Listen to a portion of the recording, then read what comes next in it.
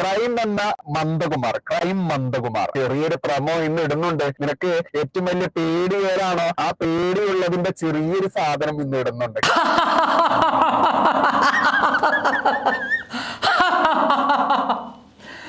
എന്തിനാ ഞാൻ ചിരിച്ചതെന്ന് നിങ്ങൾ കരുതുന്നുണ്ടാവും. ഈ വീഡിയോ തന്നെ മുന്നിൽ തന്നെ നിങ്ങൾ കേട്ടിട്ടുണ്ടാവും. നന്ദകുമാർ പേടിച്ച് നടക്കുകയാണ് എന്ന് പറയുന്ന നമ്മുടെ പ്രിയങ്കരനായ വർഗീയ വിഷം ചീറ്റുന്ന RSSനെയും BJPയും നാണിപ്പിക്കുന്ന, അവരെ നശിപ്പിക്കുന്ന, അവരെ എല്ലാ തരത്തിലും മോശപ്പെടുത്തുന്ന ഒരു വർഗീയ വിഷം ചീറ്റുന്ന ഒരാളുണ്ട് കേരളത്തിൽ.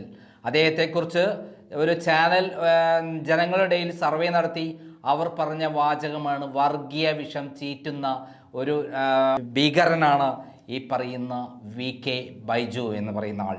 ആ VK ബൈജു എനിക്കെതിരെ ഇപ്പോൾ കുറേ വാർത്തകളുമായിട്ട് വന്നിരിക്കുകയാണ്. ഈ കുറച്ച് 2-3 ദിവസമായിട്ടാണ് അദ്ദേഹം തുടങ്ങിയിരിക്കുന്നത്. ആദ്യം എന്നോട് ഏറ്റവും സ്നേഹത്തിൽ പെരുമാറിയിരുന്ന, അല്ലെങ്കിൽ എനിക്ക് വേണ്ടി പോരാടിയിരുന്ന ഒരാളായിരുന്നു ബൈജു. ഇപ്പോൾ എന്തേ പെട്ടെന്ന് ഇങ്ങനെ ഇതായിക്കഴിഞ്ഞു എന്നുള്ളത് ആണ് ഇപ്പോൾ ഞാൻ പുറത്തു പറയുന്നത്. അദ്ദേഹം ഇന്നലെ വീഡിയോ തുടങ്ങി എന്നെ എല്ലാം കൊണ്ട് നശിപ്പിക്കാൻ പോകുന്നു എന്നാണ് പറയുന്നത്. എൻ്റെ പ്രിയപ്പെട്ട ബൈജു, പത്രപ്രവർത്തനത്തിലെ ജനനം എന്ന് പറയുന്നത് പല ഘട്ടങ്ങളിലാണെങ്കിലും ഏറ്റവും ക്രൈം തുടങ്ങിയ ശേഷം ഞാൻ ആദ്യം ഏറ്റുമുട്ടിയത് ആരോടാണെന്നറിയാമോ? കേരളത്തിലെ ഏറ്റവും വലിയ മാഫിയ കിങ്ങായ P ശശിയോടാണ്. 1999 ജൂൺ 30 അർദ്ധരാത്രി P ശശി എനിക്കെതിരെ ശോഭന ജോർജോടൊപ്പം ചേർന്ന് ഒരു കള്ളപ്പരാതി കൊടുത്ത് അർദ്ധരാത്രി അറസ്റ്റ് ചെയ്ത് ജയിലടിച്ച് എന്നെ കൊല്ലാൻ കൊണ്ടുപോയതാണ്. ജയിലിൽ വെച്ച് ആയിരുന്നു കൊല്ലാൻ കൊണ്ടുവരുന്നത്. എന്നാൽ ഞാൻ അന്ന് തന്നെ പുറത്തിറങ്ങുക മാത്രമല്ല, അത് പൊളിച്ച് കൈ കൊടുക്കുകയും P ശശിയോട് ഏറ്റുമുട്ടിക്കൊണ്ടാണ് ഞാൻ ജീവിതം തുടങ്ങുന്നത്. പത്രപ്രവർത്തനത്തിലെ ക്രൈം എന്ന പ്രസിദ്ധീകരണത്തിൻ്റെ ജീവിതം തുടങ്ങുന്നത്. ഇപ്പോൾ അതിലാണ് തിരുവനന്തപുരം CJM കോടതി 25 വർഷത്തിന് ശേഷം ശശിയെ പ്രതിയാക്കിക്കൊണ്ട്, ശോഭന ജോർജിനെ പ്രതിയാക്കിക്കൊണ്ട്, DGP പത്മകുമാറിനെ പ്രതിയാക്കിക്കൊണ്ട് കേസെടുത്തിരിക്കുന്നത്. അതിലാണ് എനിക്ക് 3 ലക്ഷം രൂപ നഷ്ടപരിഹാരം കിട്ടിയിരിക്കുന്നത്. അന്ന് എന്നെ കൊല്ലാൻ വേണ്ടി ജയിലിൽ കൊണ്ടുപോയി കൊല്ലാൻ ശ്രമിച്ചതാണ്. പിന്നീട് ലാവ്ലിൻ കേസ് വന്നപ്പോൾ കേരളത്തിലെ ഏറ്റവും വലിയ അതിലപ്പുറത്തുള്ള ഒരാളാണല്ലോ പിണറായി വിജയൻ. അദ്ദേഹത്തെ പറ്റി പറഞ്ഞാൽ പിറ്റേ ദിവസം ആളുണ്ടാവില്ല. പാർട്ടി അവൈലബിൾ മീറ്റിംഗ് കൂടി എന്നെ കൊല്ലാൻ വേണ്ടി തീരുമാനിച്ചത് 2005 ഫെബ്രുവരി 14.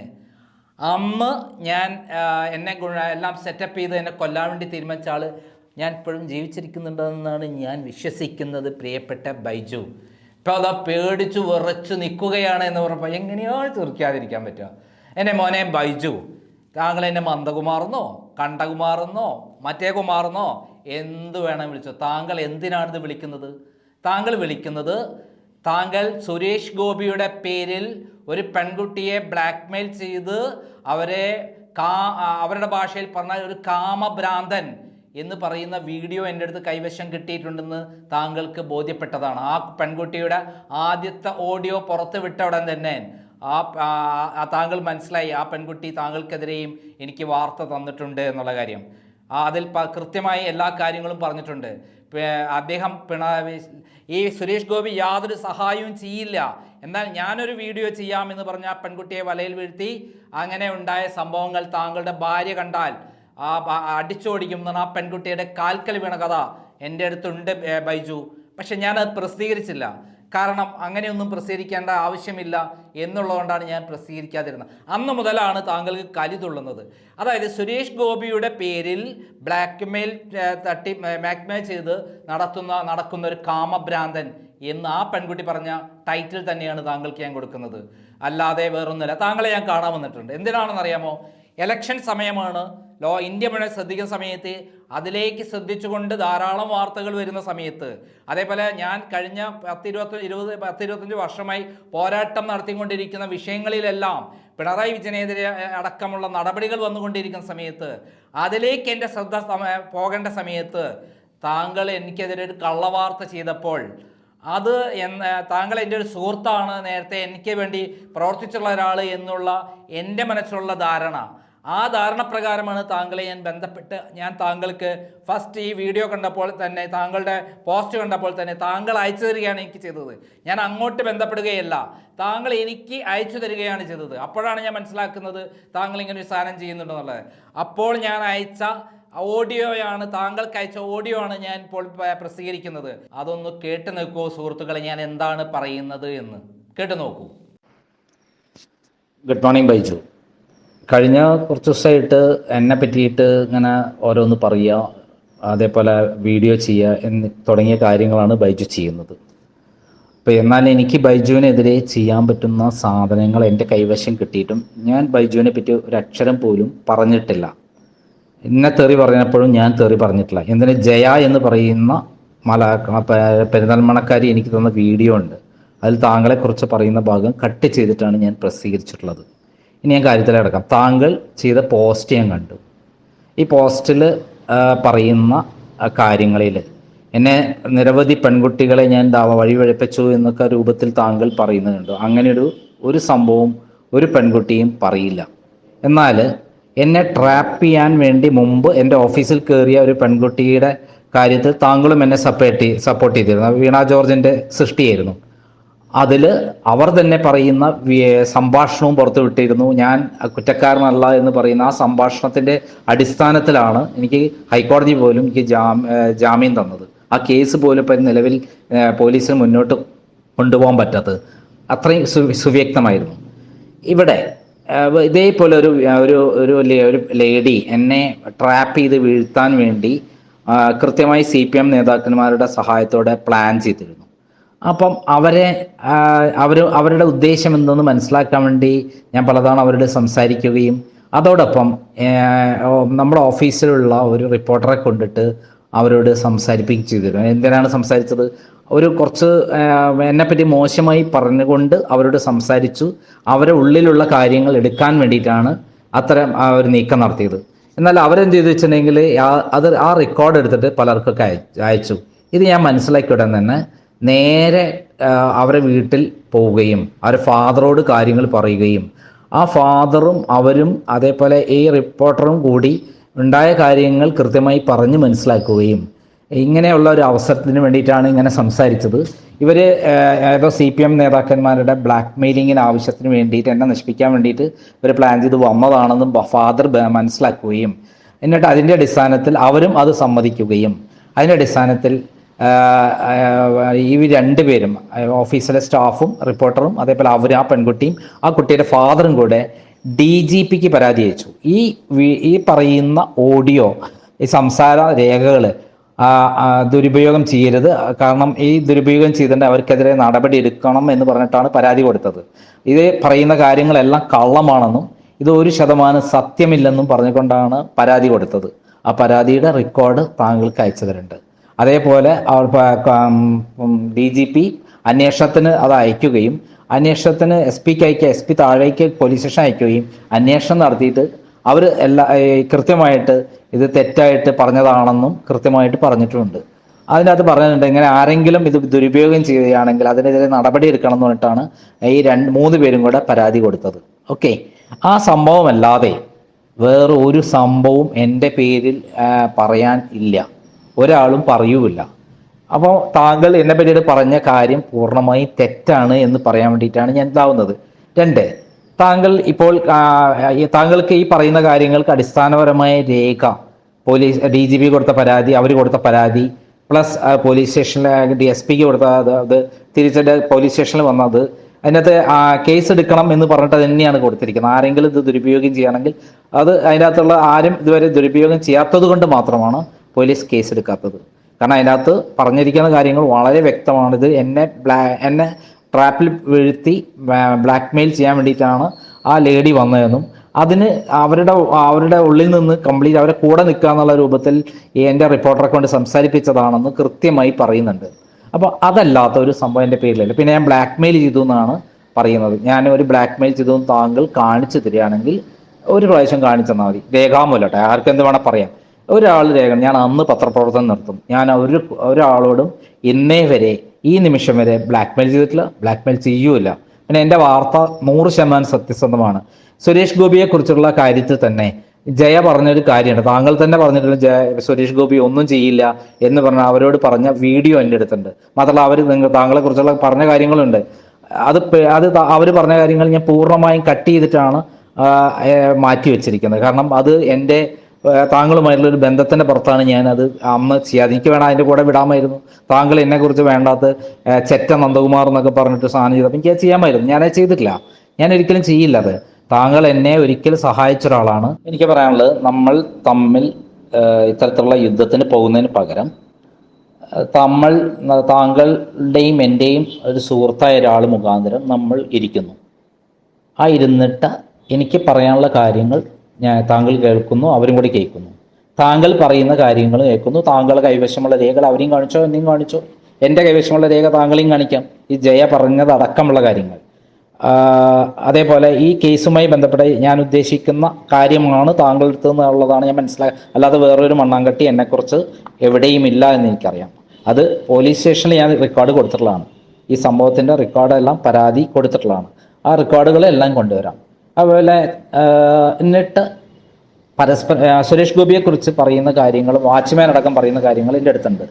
അപ്പം ഈ കാര്യങ്ങളെല്ലാം പരിശോധിച്ച് എൻ്റെ ഭാഗത്ത് തെറ്റുണ്ട് താങ്കൾ ചൂണ്ടിക്കുക, ആ മധ്യസ്ഥനും കൂടെ പറയട്ടെ, എന്നിട്ട് നമ്മൾ തീരുമാനം എടുക്കുക. അതല്ല എൻ്റെ ഭാഗത്ത് തെറ്റുണ്ട് താങ്കൾ പബ്ലിഷ് ചെയ്തോ എന്നാണ് ഞാൻ പറയുന്നത്. താങ്കൾക്ക് എൻ്റെ ഭാഗം ശരിയല്ല തോന്നുകയാണെങ്കിൽ ആ കൂടെ ഇരിക്കുന്ന ആൾക്കും ബോധ്യപ്പെടാം. എനിക്കും അങ്ങേക്കും കൂടെ മധ്യസ്ഥനായ ഒരാൾ ആയിരിക്കണം.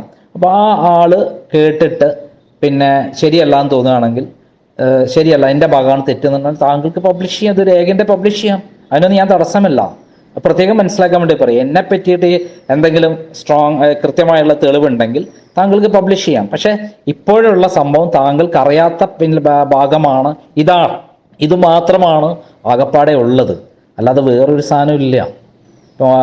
എന്നെ പറ്റിയിട്ട് അന്ന് കുറേ പബ്ലിഷ് ചെയ്ത സാധനങ്ങളൊക്കെ ഉണ്ട്. അതായത് ഇവരെ അന്ന് എന്നെ അറസ്റ്റ് ചെയ്ത സമയത്ത് അതൊക്കെ അതിന് കേസ് കൊടുക്കുകയും ഒക്കെ ചെയ്തിട്ട് അതിൻ്റെ ആളുകൾ തന്നെ കൃത്യമായി പറയും. ഞാൻ അതിൽപ്പെട്ട ആളുകൾക്കൊക്കെ എതിരെ കേസ് കൊടുത്തോളാം. 8 പേരും പ്രതികളാണ്. അതിനകത്ത് ഒരാൾ വന്നിട്ട് കൃത്യമായി കോടതിയിലടക്കം മൊഴി കൊടുത്തിട്ടുണ്ട്, ഇതെല്ലാം കൃത്രിമമായി ഉണ്ടാക്കിയതാണ്, വ്യാജമാണെന്ന് പറഞ്ഞിട്ട് അതിൻ്റെ ഒരു കാര്യം സത്യമില്ല എന്നുള്ള കാര്യം. ആ ആളെയും ഞാൻ ഇൻട്രൊഡ്യൂസ് തരുന്നുണ്ട്. എനിക്കെതിരെ ഏറ്റവും രൂക്ഷമായി വന്ന ഒരാളാണ്. പിന്നീട് വരെ തട്ടിപ്പാണെന്ന് മനസ്സിലാക്കി കൃത്യമായിട്ട് സാക്ഷിയായിട്ട് എനിക്ക് നിൽക്കുന്ന ഒരാളാണ്. അത്തരം കാര്യങ്ങളൊക്കെ ചെയ്യാം. മനസ്സിലായി? നമ്മൾ അങ്ങോട്ടും ഇങ്ങോട്ടും ഫൈറ്റ് ചെയ്യേണ്ട ആൾക്കാരല്ല എന്നുള്ള സൗഹൃദത്തോട് കൂടിയിട്ടാണ് ഞാൻ ഇതായിട്ടുള്ളത്. അപ്പം ഞാൻ ഇപ്പം പറയുന്ന കാര്യം, ഒന്ന്, നമ്മൾ കാണുന്നവരെ സുരേഷ് ഗോപിക്കെതിരെയുള്ള ഞാൻ ചെയ്ത വീഡിയോസൊക്കെ തൽക്കാലം പ്രൈവറ്റ് ആക്കി വെക്കാം. അതേപോലെ എനിക്കെതിരെ ചെയ്ത പോസ്റ്റ് തൽക്കാലം എൻ്റെ ഇത് കാണുന്നവരെ പ്രൈവറ്റ് ആക്കി വെക്കുക. അതേപോലെ വേറെ എന്തെങ്കിലും ചെയ്തിട്ടുണ്ടെങ്കിൽ ഇതേപോലെ പ്രൈവറ്റ് ആക്കി വെക്കുക. എന്നിട്ട് പരസ്പരം സംസാരിച്ചിട്ട് എന്നെ പറ്റിയിട്ട് എന്തെങ്കിലും ശരിയെന്നെങ്കിൽ പബ്ലിഷ് ചെയ്തോന്നാണ് ഞാൻ പറയുന്നത്. ഞാൻ അങ്ങനെ ഇല്ലാത്തതുകൊണ്ടാണല്ലോ 100% പറയുന്നത്. ഓക്കെ ബൈജു, ഞാൻ കേട്ടല്ലോ. അതിൽ ഞാൻ പറയുന്നത്, നിങ്ങൾ തെറ്റിദ്ധരിക്കപ്പെട്ടിട്ടുണ്ടെങ്കിൽ, നിങ്ങൾ ഏതെങ്കിലും വിധത്തിൽ അറിയാത്ത രൂപത്തിൽ DGP കൊടുത്ത പരാതി 2 പെൺകുട്ടികൾ കൊടുത്തിട്ടുണ്ട്. ആ 2 പേര് സേഫായിരിക്കണം എന്നുള്ള ആഗ്രഹിക്കുന്ന ഒരാളാണ് ഞാൻ. അതിലൊരു വനിതാ ഡോക്ടറാണ്. ആ വനിതാ ഡോക്ടറെ ഉപയോഗിച്ചതാണ് എന്ന് എനിക്കറിയാം, ഒരു ദീപ ജോസ്.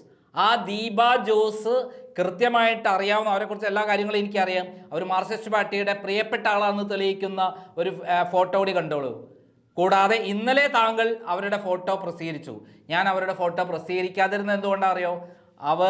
അവരുടെ പേര് മാത്രം പറഞ്ഞു കഴിഞ്ഞാൽ തന്നെ അവർക്കറിയാം ഈ പെൺകുട്ടിയുടെ വനിതാ ഡോക്ടറുടെ പിതാവ് ഇവരാണ് വില്ലത്തി എന്ന് പറഞ്ഞ് മനസ്സിലാക്കി അവരെ ചീത്ത പറഞ്ഞിട്ടുണ്ട്. ഇത് ആ വനിതാ ഡോക്ടറെ കൊണ്ട് ഈ പണിയെല്ലാം, ഇങ്ങനത്തെ കളികളെല്ലാം കളിപ്പിച്ച് അവരെ ഇങ്ങനെ എന്നെ ട്രാപ്പ് ചെയ്യാൻ ഉപയോഗിച്ചതിന് പിന്നിലെ ശക്തി ഈ ദീപ ജോസ് ആണ് എന്ന് മനസ്സിലാക്കിയിട്ടാണ്. അല്ലാതെ എനിക്ക് അവരെ പേര് പുറത്തുവിടാൻ ആഗ്രഹം ഉണ്ടായിരുന്നില്ല, ആ ഫോട്ടോ പുറത്തുവിടാൻ ആഗ്രഹം ഉണ്ടായിരുന്നില്ല. കാരണം അവർ അതിനെക്കാട്ടും വലിയ ക്രൂരമായ ഒരു കൃത്യം അത് ഞാൻ കൃത്യമായി മനസ്സിലാക്കിയതിൻ്റെ പേരിലാണ് ഒരു അറിയിപ്പുമില്ലാതെ ഇവിടുന്ന് മുങ്ങുകയും എനിക്ക് ക്യാൻസറാണേ എൻ്റെ പൈസ ഇങ്ങോട്ട് സാലറി ഡേറ്റിനായപ്പോൾ അവരെന്ത് ചെയ്തു, അങ്ങോട്ട് വരാൻ പറ്റാത്ത അവസ്ഥയായി, മുഖം നോക്കാൻ പറ്റാത്ത അവസ്ഥയായി. എനിക്ക് പൈസ പെട്ടെന്ന് വേണം, എനിക്ക് ഇവിടെ പോയി ടെസ്റ്റ് ചെയ്യണം എന്ന് പറഞ്ഞ് പൈസ മേടിച്ചത്. ആ ടെസ്റ്റ് ചെയ്യാൻ പോയ ആളാണ് പിന്നെ ഇവിടുന്ന് കൊണ്ടുപോയ പുസ്തകങ്ങൾ, അവർ ഐഡൻറ്റി കാർഡ് തുടങ്ങിയതൊന്നും തരാതെ, സാമാന്യമായ ഓഫീസിൽ നിന്ന് എല്ലാം തരണ്ടേ, എന്നിട്ടെല്ലാം മടങ്ങിപ്പോണ്ടത്, അതൊന്നും തരാതെ ഇവിടുന്ന് മുങ്ങിയത്. പക്ഷെ ഞാൻ അവരെ പിന്നിപ്പോയില്ല. പിന്നീട് ഈ വനിതാ ഡോക്ടറുടെ വീട്ടിൽ പോയി അവരുടെ ഫാദറെ കണ്ടു. ഈ പറയുന്ന ഇത് കളവാണെന്ന് പറഞ്ഞു. ഞാൻ പറയുന്ന ഈ ഓഡിയോയിലുള്ള കാര്യം കളവാണെന്ന് പറഞ്ഞു. അങ്ങനെ എന്തെങ്കിലുമാണ് താങ്കൾ പ്രസിദ്ധീകരിക്കുന്നതെങ്കിൽ താങ്കൾക്ക് ആ തെറ്റിദ്ധാരണ ഒഴിവാക്കാൻ വേണ്ടിയിട്ടാണ് ഞാൻ ആ കാര്യം പറഞ്ഞിട്ടുള്ളത്, അല്ല താങ്കളെ കാണാൻ വേണ്ടി വന്നിട്ടുള്ളത്. 2, താങ്കൾ മനസ്സിലാക്കേണ്ട കാര്യം, താങ്കളെ വേണമെങ്കിൽ എനിക്ക് ഒറ്റ കൊടുക്കാമായിരുന്നു. താങ്കൾ ഇപ്പോൾ ഒളിവിലാണ് കഴിയുന്നത്. താങ്കൾ നിലമ്പൂരിലാണെന്ന് വിചാരിച്ച് ഞാൻ അവിടുത്തെ പോലീസിനോട് താങ്കൾ എവിടെയാണ് എന്നെ താമസിക്കുന്നത് എന്നുള്ള അന്വേഷിച്ചപ്പോൾ അവരപ്പോൾ തന്നെ അവിടെയല്ല, ഞങ്ങൾക്ക് ഇപ്പോൾ വൈത്തിരി പോലീസ് സ്റ്റേഷനിലെ 130/2004 എന്ന കേസിൽ താങ്കൾ ഒന്നാം പ്രതിയായും ജാമിദ ടീച്ചർ രണ്ടാം പ്രതിയുമായിട്ടുള്ള കേസിൽ താങ്കളെ തെരഞ്ഞുകൊണ്ടിരിക്കുകയാണ്. എവിടെ കിട്ടിയാലും ഞങ്ങൾക്ക് അവിടെ അന്വേഷിച്ച് കണ്ടുപിടിച്ചാൽ എവിടെ കിട്ടിയാലും ഒന്ന് അറിയിക്കണം എന്നോട് പറഞ്ഞിരുന്നു. എന്നാൽ ഞാൻ താങ്കളെ കാണാൻ വണ്ടൂർ വന്നപ്പോൾ ഞാൻ അങ്ങനെ ഒരു കാര്യം ചെയ്തിട്ടില്ല ബൈജു. താങ്കളെ അടുത്ത് വന്നപ്പോൾ താങ്കൾ കുറേ ഗുണ്ടകളുമായി നിന്ന് കുറേ തെറി പറയുന്ന വേഷമാണ് കണ്ടത്. ഒരു സാധാരണ ലെവലിൽ താങ്കൾ എന്നെ കാണുകയും ആ പറയുന്ന ഒരാളുണ്ടല്ലോ, അതാണെങ്കിൽ അവർ അന്ന് ഈ പറഞ്ഞ ഓഡിയോയിലുള്ള കാര്യമാണെങ്കിൽ അതിൻ്റെ സത്യാവസ്ഥ നിങ്ങൾക്ക് ബോധ്യപ്പെട്ടോട്ടേച്ച് വന്നാണ്. അല്ല, നിങ്ങളെ പേടിച്ചിട്ടല്ല. എല്ലാ ബൈജു വടിയെടുത്ത് അടി മേടിക്കും എന്ന് പറയില്ലേ, വടിയെടുത്ത് അടി മേടിക്കും എന്നാണ് താങ്കൾക്ക്. വടിയെടുത്തിട്ടേ ഉള്ളൂ, ഇപ്പോഴേ പേടിച്ചാലോ എന്ന് പറയുന്നൊരു സംഭവം ഇല്ല. ഇനി താങ്കൾ ചെയ്യേണ്ടത് താങ്കളുടെ വീഡിയോ എൻ്റെ ഇപ്പം തന്നെ പോസ്റ്റ് ചെയ്യണം. അത്രയും വേഗം എൻ്റെ ഈ വീഡിയോന് താഴെ പോസ്റ്റ് ചെയ്യണം. കാരണം താങ്കളുടെ വീഡിയോ കണ്ടു കഴിഞ്ഞാലാണ് എൻ്റെ പ്രേക്ഷകർക്ക് മനസ്സിലാവുക ഈ വിഷയത്തിനാണ് ഞാൻ പ്രതികരിക്കുന്നത് എന്ന്. താങ്കൾ കിട്ടിയ വിവരങ്ങളെല്ലാം പബ്ലിഷ് ചെയ്യണം ബൈജു. എന്നെ പറ്റിയിട്ട് താങ്കൾക്കൊരു അവസരം തന്നിട്ടുണ്ട്.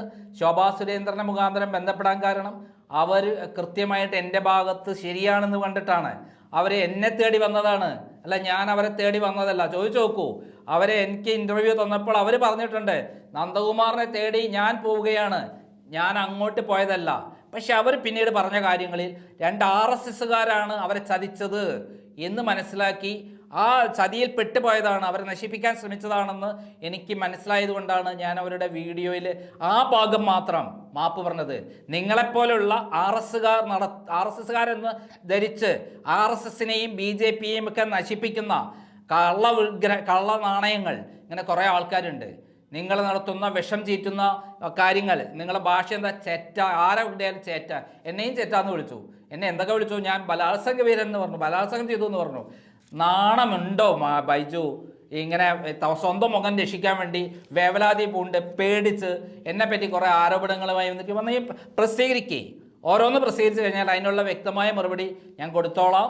ബാക്കി നിയമ നടപടി ഞാൻ കൃത്യമായി സ്വീകരിക്കുന്നുണ്ട്, ഒരു വിട്ടുവീഴ്ചയുമില്ല. മാത്രമല്ല ഇതിൽ പങ്കുചേർന്നുകൊണ്ട് ഇപ്പോൾ 2 പേര് മാത്രമാണ് ഗൂഢാലോചനയിൽ പ്രതികളായിട്ട് വന്നിട്ടുള്ളത്. അത് നേരത്തെ തന്നെ DGP കൊടുത്ത പരാതിയിലുണ്ട്. ഇനി ആരെങ്കിലും ഇദ്ദേഹത്തോടൊപ്പം ചേർന്ന് കള്ളമൊഴികളോ കള്ളത്തെളിവുകളോ കൊടുത്ത് മുന്നോട്ട് വന്നാൽ അവർക്കെതിരെയും നടപടിയുണ്ടായി. ഗൂഢാലോചനയിലെ പങ്കാളികളാവും. മുമ്പ് എനിക്കെതിരെ കള്ളപ്പരാതി ഉണ്ടാക്കിയ പെൺകുട്ടി അടക്കം വീണ ജോർജ് അടക്കം പ്രതിയായിട്ടുള്ള ഒരു സംഭവമാണ്. എന്നെ പറ്റിയിട്ട് ഒരു മണ്ണകട്ടിയും നിങ്ങളെ കയ്യിലില്ല എന്ന് മാത്രമല്ല എനിക്കെതിരെ ഒന്നും കണ്ടെത്താനും കഴിയില്ല. കാരണം എന്നെ പറ്റിയിട്ട് 1996, 2001 മുതൽ എൻ്റെ എല്ലാ വഴിയിൽ നടന്ന് രഹസ്യം ചോർത്തി നടന്ന ഒരാളുണ്ട്, പി ശശി. അതിനുശേഷം 2006 മുതൽ 2021 വരെ കോടിയേരി ബാലകൃഷ്ണൻ്റെ കാലത്തും എന്നെപ്പറ്റി അന്വേഷണം നടന്നു. ഇപ്പോൾ പിണറായി വിജയൻ്റെ കാലത്ത് എന്നെ പറ്റി നടന്നത് കള്ളക്കേസുകളല്ലാതെ വേറെ എന്തെങ്കിലും ഉണ്ടോ? അല്ലാത്ത ഒന്ന് കണ്ടുപിടിക്കാൻ പറ്റിയിട്ടുണ്ടോ? എന്നെപ്പറ്റി എല്ലാവരും ആദ്യം എതിർത്ത് സംസാരിച്ചു. പിന്നെ സത്യം വെളിപ്പെട്ടപ്പോൾ താങ്കളടക്കം അതിനുവേണ്ടി പോരാടി. പിന്നെ എൻ്റെ ഭാര്യ സങ്കടം പറഞ്ഞിട്ടുണ്ടോ? ഉറപ്പായിട്ടും. അത് കാരണം ഒരു സങ്കടപ്പെട്ട എന്നെ അറസ്റ്റ് ചെയ്ത സമയത്ത് എന്നെ ബന്ധപ്പെടുത്തിക്കൊണ്ട് ഒരു പെൺകുട്ടിയുടെ പേര് പറയുമ്പോൾ എൻ്റെ ഭാര്യ വിഷമിക്കും. കാരണം ഒരു വളരെ ഗൗരവതരമായ ഒരു പ്രശ്നത്തിൽപ്പെട്ട ഒരു പെൺകുട്ടിയെ സംരക്ഷിച്ച് അവർക്ക് പ്രൊട്ടക്ഷൻ കൊടുത്ത ഒരാളാണ് ഞാൻ. അവരെയും ചേർത്തു വേണ്ടാത്ത പറയുമ്പോൾ വളരെ വിഷമമുണ്ടാവും. അത് താങ്കൾക്ക് മനസ്സിലാവില്ല. പക്ഷെ താങ്കളുടെ ഭാര്യയുടെ മുമ്പിൽ, താങ്കളുടെ ഭാര്യ അറിയരുതെന്നും ഭാര്യയുടെ മുമ്പിൽ അറിയിക്കല്ലേ എന്ന് പറഞ്ഞ് ഈ പറയുന്ന ഒരു പെൺകുട്ടിയുടെ കാൽക്കൽ വീണ ഒരാളാണ് താങ്കൾ. അത് ജനങ്ങൾ അറിയട്ടെ. നമുക്ക് നോക്കാം ബൈജു, തുടങ്ങിക്കോ, കണ്ടിന്യൂ ചെയ്യണം, വഴിക്ക് വെച്ച് നിർത്തരുത്. പിന്നെ താങ്കൾ എത്രയും വേഗം പോസ്റ്റ് ഇടണം. താങ്കളുടെ ഇന്നലത്തെ വീഡിയോ ഇവിടെ കമൻറ്റ് ബോക്സിൽ വേഗം ഇടാൻ വരൂ. ഇന്നലെ ഇട്ടില്ലേ? എത്രയും വേഗം തുടങ്ങണം. കാരണം എൻ്റെ പ്രേക്ഷകർ അറിയണം. ഈ വീഡിയോൻ്റെ അടിസ്ഥാനത്തിലാണ് ഞാൻ വീഡിയോ ചെയ്യുന്നത്. പിന്നെ ജാമിദ ടീച്ചറുമായിട്ട് ഞാൻ എന്താ പറഞ്ഞത്, എന്തും തരാമെന്ന് പറഞ്ഞു എന്നല്ലേ? ജാമിദ ടീച്ചറുമായി സംസാരിച്ച റെക്കോർഡ് ഞാൻ അടുത്ത വീഡിയോയിൽ പുറത്തുവിടാം. ഞാൻ ആ ഓഡിയോയിൽ, താങ്കൾക്ക് ആദ്യം തന്നെ അയച്ച ഓഡിയോയിൽ എന്താ പറഞ്ഞത്, എന്നെ പറ്റിയിട്ടുള്ള കാര്യങ്ങളെല്ലാം താങ്കൾക്ക് പറയാനുള്ള കാര്യങ്ങൾ കേട്ട ശേഷം എന്തെങ്കിലും സത്യമുണ്ടെങ്കിൽ നീ പ്രസിദ്ധീകരിക്കുക എന്നാണ് പറഞ്ഞത്. എന്നെപ്പറ്റി സത്യസന്ധമായ വാർത്തകളുണ്ടെങ്കിൽ പ്രസിദ്ധീകരിക്കുക, അല്ലാതെ എൻ്റെ കാല് പിടിക്കാൻ വന്നതല്ല. താങ്കളെ സൗഹൃദമുള്ള ഒരാളായതുകൊണ്ട് ഞാൻ കാണാൻ വന്നു. മാത്രമല്ല എൻ്റെ സമയം ചെലവഴിക്കാൻ വേറെ വഴികൾക്ക് ആവശ്യമുള്ളതുകൊണ്ട് ഞാനത് ഉപയോഗിച്ചു. അപ്പോൾ ഞാൻ പറഞ്ഞതെന്താ, എന്നെപ്പറ്റി എന്തെങ്കിലും ഉണ്ടെങ്കിൽ പ്രസിദ്ധീകരിക്കുന്നതാണ്, അല്ലാതെ എന്നെ പ്രസിദ്ധീകരിക്കണ്ട എന്നുള്ളതല്ല. കേട്ടോ ബൈജു? താങ്കൾ എന്തെങ്കിലും ഊച്ചാളിത്തരം കൊണ്ടുവന്ന് അതിൻ്റെ പിന്നിൽ നടക്കുന്നതല്ല. അതുവരെ മന്ദകുമാറി എന്ന് വിളിച്ച് നടക്കൂ ബൈജു.